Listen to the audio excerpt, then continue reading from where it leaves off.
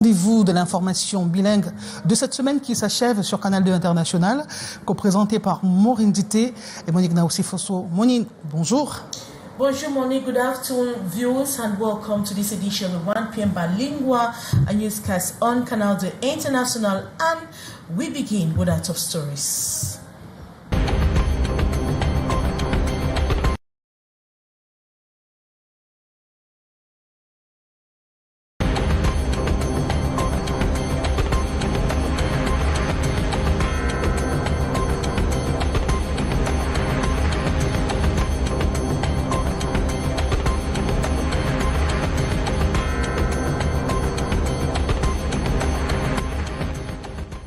Bonendale et insalubrité ne font plus qu'un. Infrastructures et formations hospitalières en piteux état et ordures ménagères de plus en plus imposantes. Les populations boivent la misère jusqu'à la lie. A vital stretch of road connecting Bonendale, Sodiko village and Bonabatumbe into Anna has deteriorated into an impassable maze of potholes, stagnant water and mountain garbage. You have the details in this edition of Newscast. Du laboratoire à la littérature, Ernestine Godbel, réputée dans la fécondation in vitro, se raconte dans un ouvrage. Les gloires et les déboires de cette spécialiste des accouchements médicalement assistés sont à découvrir dans ce 13h. And in some neighborhoods of Douala, inhabitants are living in constant fear of impending electric shock as precariously a low-hanging electricity poles loom. The condition has become a daily concern, threatening the safety of residents. Those are major stories. Details right ahead.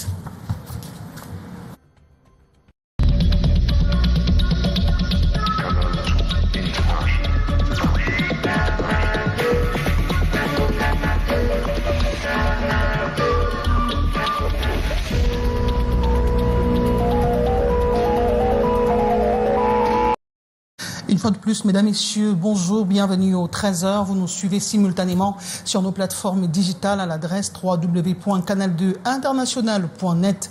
Tout de suite, rendons-nous à Bonabéry, précisément à Bonendale, qui commence à avoir la réputation de quartier sale et qui empeste. Les populations ne savent plus où se donner de la tête et même les formations sanitaires ne sont pas en reste. Immersion en Bonendale avec le concours de notre reporter Laurent Jotio. Chemin périlleux et inondé, des ordures ménagères étalées sur plusieurs mètres. Le trajet entre Bonendale et abattoir n'est plus que l'ombre de lui-même. Aujourd'hui, quand nous quittons du rail pour l'abattoir, c'est vraiment difficile. Tous ceux qui habitent à ce niveau, ils n'ont pas possibilité d'arriver ici. L'accès, il n'y a pas moyen. La route aggravée. La poubelle partout, dans l'eau, en désordre. On va où là? C'est quel pays? Parce que nous sommes dépassés. Nous sommes abandonnés. Pourquoi? Nous ne sommes pas les Camerounais. Sur cette route aux allures de plaie, naissent des étangs. Chaque mètre parcouru à pied ou à moto demande du courage. Dans ce quartier situé dans l'arrondissement de Douala 4e, l'espoir a laissé place au désespoir. Vraiment, on ne sait plus si c'est encore le Cameroun. Vraiment, il faut que le gouvernement fasse l'effort de voir ce qu'il peut faire pour nous. On est dépassé. Ici, même pour sortir chercher nos 500 francs, il n'y a plus moyen. Vous voyez, ça fait déjà presque un an qu'on souffre comme ça. Vous voyez, les boutiques là sont fermées parce qu'il y a le manque à gagner. Le marché ne passe pas. Avant, tu quittais Rail pour se retrouver à 100 francs. Tu vas te payer 300 francs. Je te dis, c'est grave, c'est compliqué. Il n'y a pas moyen. Il faut que le maire trouve une solution pour nous. À quelques pas d'ici, l'hôpital de district de Bonassama. À l'entrée, ça sature de déchets ménagers. Pour certains, la maladie est désormais au bout des doigts. Il n'y a plus moyen même de passer pour aller à l'hôpital. Même s'il y a un cas d'urgence aujourd'hui, on ne peut plus amener le malade quelque part parce qu'il n'y a plus moyen de sortir. Regardez l'hôpital d'ici qui appartient au gouvernement. Tout le monde est en train de souffrir. En attendant la compassion des gouvernants, des bénévoles à l'aide des pioches et des pelles tentent de canaliser ces eaux de ruissellement avant qu'elles ne noient les moteurs de voitures. Bonendale est situé bel et bien dans la ville de Douala, la ville qui capitalise plus de 60% du budget du Cameroun. Rendons-nous sur la route nationale numéro 3. On a encore enregistré un carnage sur la route. Un accident de la circulation. Un bus de transport interurbain heurte un camion stationné le long de la route sans signalisation. Sur le carreau, plus de 4 morts. Plusieurs blessés en ce moment pris en charge dans des formations hospitalières. Le compte rendu de Junior Ossin et de notre correspondant Christian Bock. 4 personnes ont perdu la vie et 14 autres ont été blessés dans un grave accident de la circulation au lieu dit Ebombé sur la nationale numéro 3 dans la nuit du 9 avril 2025. Environ de 20h30, nous avons suivi un bruit. Quand nous sommes sortis, nous sommes rencontrés qu'un bus a cogné l'arrière de la voiture, comme vous voyez là. Alors les voitures se sont démerdées pour apporter un camion est venu pour tirer le bus. En tirant le bus par derrière, on a constaté qu'on a vu des corps. On a vu des corps qui pendaient parce que d'un côté ça a été totalement broyé. Donc, et maintenant les gens se sont démêlés, la police est arrivée et ils ont commencé à faire le travail pour faire sortir les gens. On ne peut pas dire exactement le nombre de personnes qui ont été, mais les gens ont été totalement touchés. Selon les premières informations, le bus de transport interurbain circulait sur la ligne Poma-Edea avec 39 passagers à bord. Le conducteur aurait perdu le contrôle de son véhicule et est entré en collision avec un camion plateau stationné sur la chaussée. Avant que les accidentés n'arrivent à l'hôpital, nous avons déjà reçu une alerte de la part du directeur de l'hôpital régional. Les services de urgence ont reçu 20 accidentés, parmi lesquels il y a 2 qui étaient dans un état un peu plus critique. Il y a un qui doit être dans le coma, mais tous ces patients ont été pris en charge sous urgence vitale. Les consultations ont été effectivement faites, les soins ont été prodigués et c'est le matin d'aujourd'hui que les familles ont commencé à venir. Les autorités locales et les services de secours ont été mobilisés pour porter assistance aux victimes et enquêter sur les causes de l'accident. Les nombreuses victimes ont été admises à l'hôpital régional d'Edea pour des soins appropriés.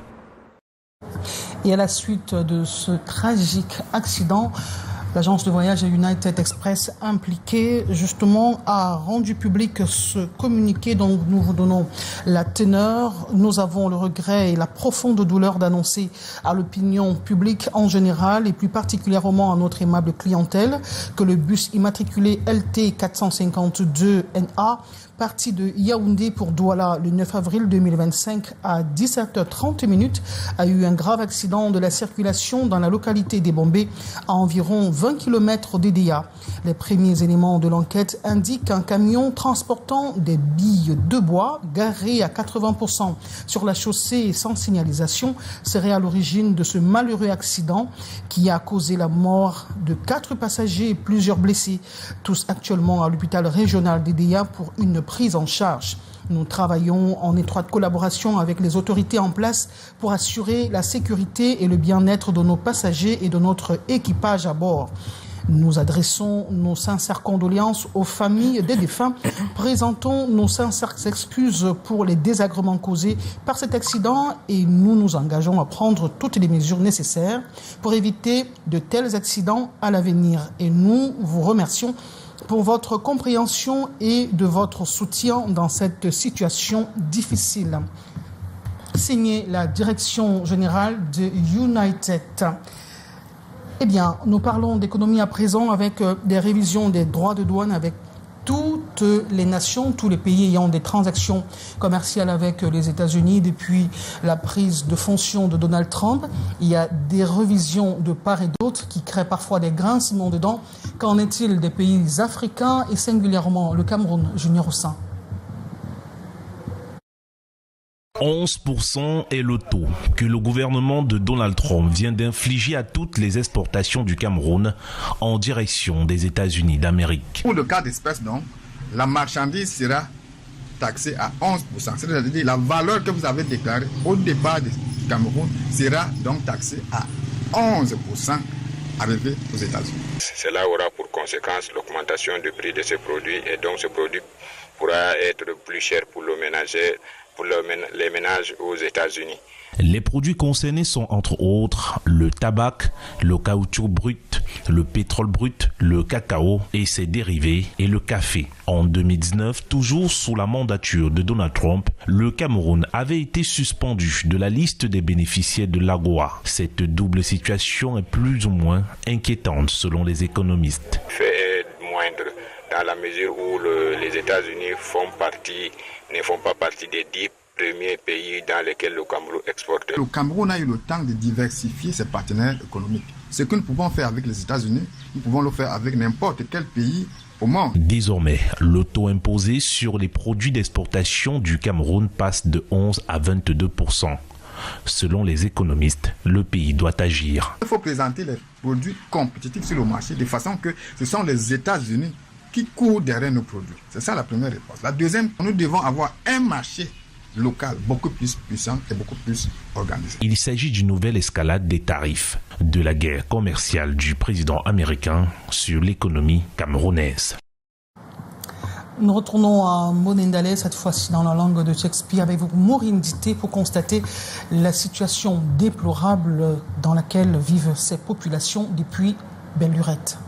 Of course, we take you to the Bonendale stretch in the Douala 4 municipality, a vital stretch of road connecting Bonendale, Sodiko, and Bonamatumbe in Douala has deteriorated in an impassable mess of potholes, stagnant water, and mounting garbage. Residents and road users say they feel abandoned as the rainy season threatens to make an already dire situation even worse. More on the story with our reporter Gladys Ambu. Large potholes stretch across the road, many filled with stagnant water, either from heavy rains or burst water pipes, like this one at Carrefour Sergio in Bonaberi. This is the situation that prevails at Carrefour Abattoir through Bonandale and Sodiko village down to Bonamatumbe in the Douala 4 subdivision. The inhabitants and daily road users say they are overwhelmed by the worsening state of the road. Actually, we can see our road here. There is no way for us to cross. Everywhere is scattered. Even the quarter, this is a main road directly to Abattoir. There is no way we trek. We can see everywhere is water. We are suffering very much, too much, because there is no way. Vehicle cannot cross. Even motorcycle feel difficult to cross. Motorists, bike riders and pedestrians are forced to zigzag around deep water-filled craters in order to reach their destinations. The situation has pushed transport costs up. Actually, from now, when the road was good, we take from right here to Bonandale, we usually pay 300 francs. But from now, from Bonandale to right here, we pay 1,000 francs. In the face of inaction, young volunteers from the community have taken matters into their own hands, digging shallow channels to drain the stagnant water and opening up narrow passageways for vehicles to pass. I've come to see how we can put our hands together as a church, as a family in this neighborhood, to see how we can give the road a meaningful way for him to pass. But road conditions are not the only concern. Just meters away from the slaughterhouse at Petit Bonasama lies a massive heap of uncollected garbage. It sits right at the entrance to the public hospital, adding to the health risk already posed by poor roads. We are suffering here and death everywhere. You can see there's a pile dead there in the entrance of the hospital. If you even have a patient that the patient is sick, there's not even means to carry the patient and rush with him to the hospital because the road is bad and they have used that to block the entrance of the hospital. Hospital management has sent a formal letter to the council urging immediate action to clear the garbage heap, which is now obstructing access to the facility. Local businesses and residents in the area are also calling on the government to intervene before the rains get heavier and the situation spins further out of control.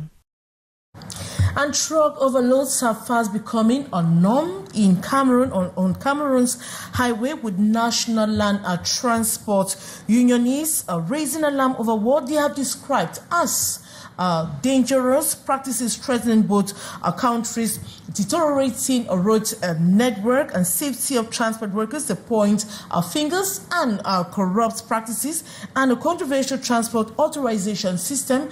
Gladys Ambodiban completes that story. The legal limit for goods transported by lorries on Cameroon's main highways is set at 50 tons. But unionists in the land freight sector say it is now routine to see commercial trucks carrying as much as 75 tons or more. Meeting in Douala on April 9, 2025, members of the National Land Freight Transport Union decried the phenomenon, which they say is causing serious damage to already degrading roads. They laid the blame squarely on the widespread use of a specific authorization document granted to private commercial transporters, which encourages overloading. They add it has become a source of corruption at weighing stations across the country. When they are doing overload, it affects all the transport sector, transport of people, transport of even other citizens.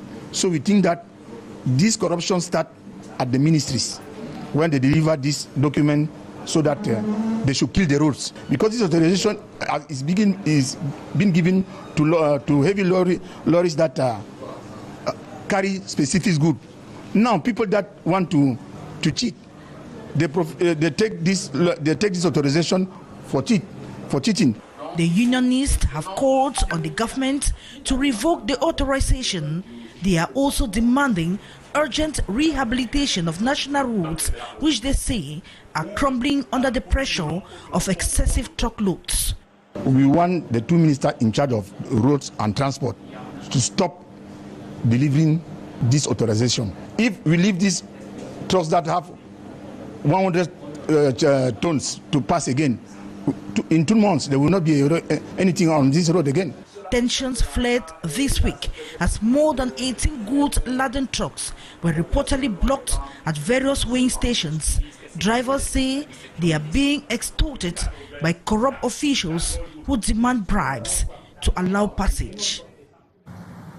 And in some neighborhoods of Cameroon's economic hub, Douala, inhabitants live in constant fear of impending electric shock as precariously low-hanging electricity poles loom. This situation has become a daily concern, threatening the safety of inhabitants.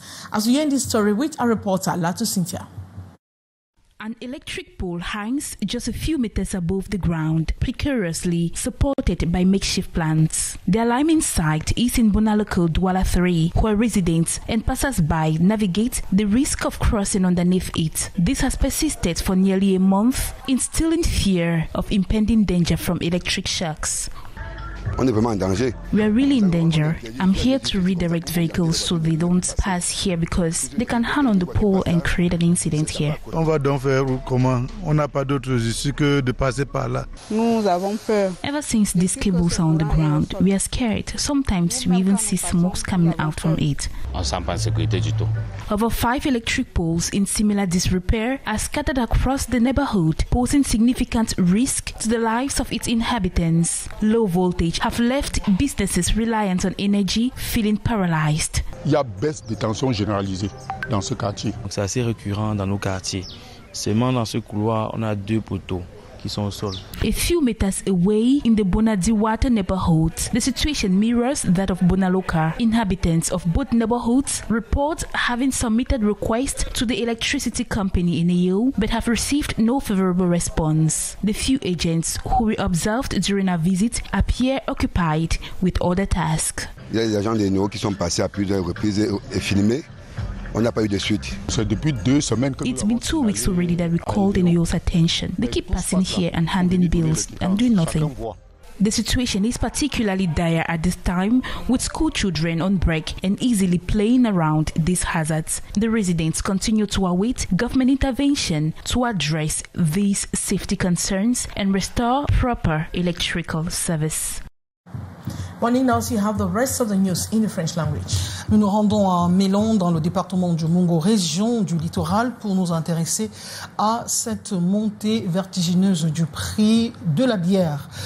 Incomprise par les populations, des plaintes se sont multipliées et l'autorité administrative a décidé de réagir en organisant une réunion de crise. De Mariunda, Luciano Ndiakodoudou pour le Mongo. Dans cette alimentation située à Mbouroukou, dans l'arrondissement de Mélon, Nesta Rikango a acheté une bière à 900 francs au lieu de 650 francs le prix homologué. Une hausse illicite de 250 francs, difficile à avaler. C'est difficile pour nous de boire une bière. Il y a des moments où ils vendent à 1000 francs, des moments à 900. Et dans les quelques bars qu'on trouve les bières, les prix sont tellement, c'est le double. À 1000 francs, 1200. Informés, les autorités administratives ont effectué une descente sur le terrain afin de vérifier les plaintes des consommateurs. Je vends cher parce qu'il y a parfois un mois, on ne me livre pas. Je suis obligé de payer chez le grossiste. Pour résoudre définitivement ce problème, une réunion de crise a été tenue, rassemblant toutes les parties prenantes. La société brassicole, les boissons du Cameroun, les distributeurs et les barmen. La mafia dans notre secteur d'activité, je dis bien mafia. Depuis novembre à nos jours, il y a eu une augmentation sur le prix de 7200. L'attention aux clients détaillants qui sont, je peux dire, à ma charge, que le prix de la boisson reste inchangé. Vous vendez la bière à 800. Il y a un problème. Au terme de cette rencontre d'échange, il a été convenu que le prix de la bière reste celui homologué. On retient que le diagnostic a été effectué et que désormais les acteurs de ce secteur sont tenus d'appliquer les prix homologués. Ceux qui s'aviseraient à pratiquer d'autres prix s'exposent à des sanctions et devront faire face à la loi. La récréation est donc terminée. Terminé pour ceux qui remontent de façon illégale le prix de la bière dans le Mongo, mais c'est un début pour la littérature. Pour ce qui concerne Ernestine Ngouadbel, cette dame professionnelle de la médecine qui s'est imposée ces dernières années au Cameroun dans l'accouchement médicalement assisté, le titre de son ouvrage, le parcours inspirant d'une pionnière de la fécondation in vitro. La dédicace de son ouvrage a eu lieu à Douala et à cette dédicace, notre reporter Junior Ossin. Docteur Ernestine Ngouadbel, elle fait partie de l'équipe qui a fait naître au Cameroun le premier bébé né par fécondation in vitro dans le secteur privé le 14 avril 1998 à Douala. Dans cet ouvrage intitulé « Le parcours inspirant d'une pionnière de la fécondation in vitro en Afrique centrale », elle revient sur ses multiples engagements sociaux. C'est vraiment une fierté pour nous, au niveau de l'Ordre national des médecins, cette fécondation médicalement assistée est un événement exceptionnel dans le paysage médical de notre pays.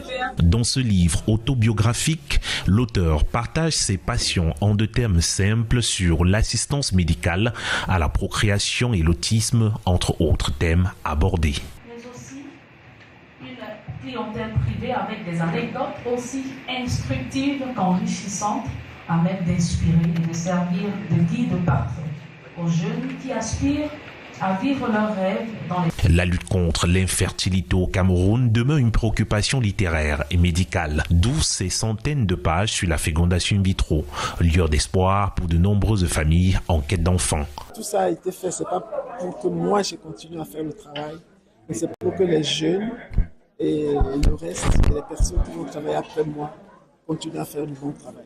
Cette cérémonie de dédicace s'est tenue en présence de plusieurs personnalités de la ville de Douala et du gouverneur de la région du littoral Samuel Dieudonné Ivara Dibois.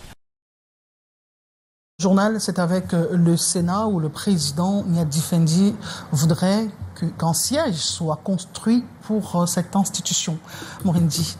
Of course, Monique, Senate President Maset Nyadifendi has confined a mission to the Vice President to put a team to acquire site for the construction of a structure that benefits the upper house of Parliament, the Senate. He made a statement during the Bureau meeting April 10 at the second floor of the Economic and Social Council, where they are presently squatting. Nyadifendi wants the Senate to have her own building like the new National Assembly building. Since 2013, the Senate, with its 100 members, has been squatting from one building to another. 12 years later, the president thinks that it is enough, and all the bureau members hold likewise opinion. Yes, and except of the vice president of the Senate for Tabetando, put together by our reporter Beatrice Ngamo. To tell us what he had in mind as a situation to move the Senate forward. That we have been squatters at the Congress Center, that we have been squatters at IRMP, and now we're squatters here in Economic and Social Center. That it is not the image, it is not his vision, nor is it a vision of the Senate, an important institution of this nature. And in the special communique, he said he is confining and is confined a mission, the first vice, to make sure that we acquire land, to make sure that a team is put in place to achieve a site, to achieve a structure that befits the Senate of this nature. That the dream and the politics of our head of state, President Paul Biya, is to see that the Senate is what it should be, both internationally and in its own standards.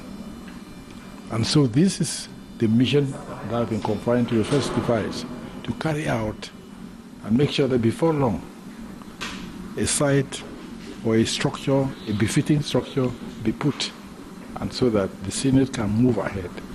This is his dream, and this was saluted by the entire body of the Bureau. Now, ahead of the National Day Celebration Committee 2025, stakeholders in the security chain will be on their guard to ensure of hitch-free celebration all over the national territory. It is to define the manner of approach and measures to contain these menaces that are met April 10 in Yaoundé under the guise of a security evaluation meeting, during which the minister delegate and the presidency in charge of defense outlined major threats to peace and social cohesion, such as jihadist attacks, armed gang threats at the borders, social unrest in the northwest and southwest regions, the abusive use of the social media, among many others. Yes, and except of the Minister of Defense, Joseph Betty Asomo, selected by our reporter, Beatrice Ngam. At the national level, I would like to say briefly, without preempting the papers and presentations of the participants, that the current security situation is generally under control. However, there are a number of pressing security threats in certain parts of the country and various sources of social discontent here and there throughout the country, which are being exacerbating and exploited for political ends as the presidential election draws nearer. In the far north region, for example, the new mutation of the Boko Haram threat, mainly the faction of the Islamic State in West Africa, ISWAP, is present, and the jihadist Hydra seems to be on the rise again, with the use of suicide drones and an increasingly sophisticated arsenal of weaponry to attack our military positions. The most recent of these was on 25 March 2025 at Wulgo, in the Nigerian territory, where 12 of our service members from Sector 1 of the Multinational Joint Task Force of the Lectured Basin Commission regrettably lost their lives. And this brings us to the end of this edition of the 1 p.m. bilingual newscast on Canal de International. Just to remind us that we have regional news at exactly 3:30, 6:15 news in the English language, and 19:50 news in the French language. Morning now, we've come to the end of this edition of the 1 p.m. newscast. Bon après-midi à vous. Je vous souhaite une très bonne journée. Merci Morendité. Je vous souhaite également un merveilleux week-end. Mesdames, Messieurs, merci d'avoir été des nôtres. Depuis lundi dernier, nous vous donnons rendez-vous lundi prochain lorsqu'il sera 13h sur les antennes de Canal 2 International. Restez des nôtres. À lundi. À lundi.